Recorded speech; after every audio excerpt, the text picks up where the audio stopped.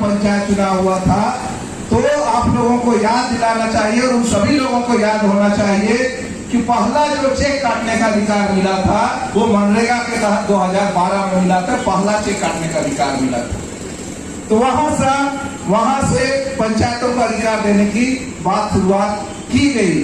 तो यह मनरेगा के कानून में ही लिखा हुआ है, इसके उद्देश्य में ही लिखा हुआ है कि हम गांव की परिसंपत्ति को टिकाऊ परिसंपत्ति खड़ा करेंगे और साथ ही जो पंचायतें हैं, जो ग्राम सभा है, उसको सशक्त करने का एक बहुत बड़ा हथियार नरेगा के रूप में इस देश में लाया गया है।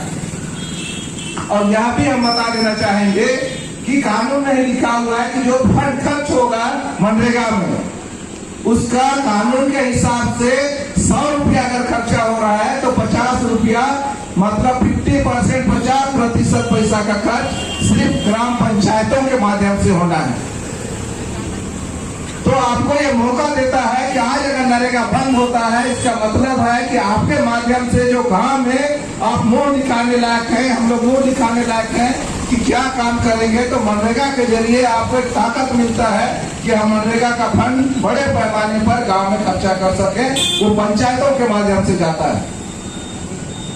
और मैं तो यहाँ तक देखता हूँ कि जो पंचायतें बढ़िया से काम कर रही है, अच्छा काम कर रही है, वो पंचायतों को एक वित्तीय वर्ष में 1 करोड़ 2 करोड़ तक सिर्फ और सिर्फ मनरेगा से खर्च करने का मौका है, अगर सही सही खर्चा हो रहा है तो इतना फंड, इतना खुला फंड आपको गिनती कर लीजिए। सरकार के जितने भी विभाग हैं, कितना विभाग आपको इस तरह से अनटान फंड की तरह मुक्त रूप से, कोई उसका सीमा नहीं है, कोई उसका बाउंड्री लाइन नहीं है कि आपको कितना फंड दिया जाएगा। सभी विभागों का एक बाउंड्री लाइन तय किया है कि हम सामने पंचायतों को अपने विभाग से 18 लाख देंगे तो 10 लाख देंगे, जनसंख्या और भौगोलिक क्षेत्र के हिसाब से वो बाउंड्री लाइन बना हुआ है। लेकिन नरेगा में आपके लिए कहीं भी बाउंड्री लाइन नहीं है। जितना मजदूर है, जितना काम करना चाहते हैं, उसके हिसाब से आपको पूरा पैसा का मौका है।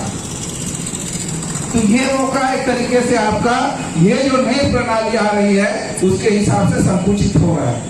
तो आपका एक तरफ नरेगा मजदूर नरेगा से दुखी हो रहे हैं, तो वहां मजदूरों का बड़े पैमाने पर पलायन हो रहा है, तो उससे क्षेत्र का विकास प्रभावित हो रहा है, मनरेगा प्रभावित हो रहा है। तो गांव में जिन आदिवासियों को, जिन दलितों को, जिन कमजोर वर्गों को योजनाओं के जरिए मौका मिलना था, वो मौका कमजोर हो रहा है।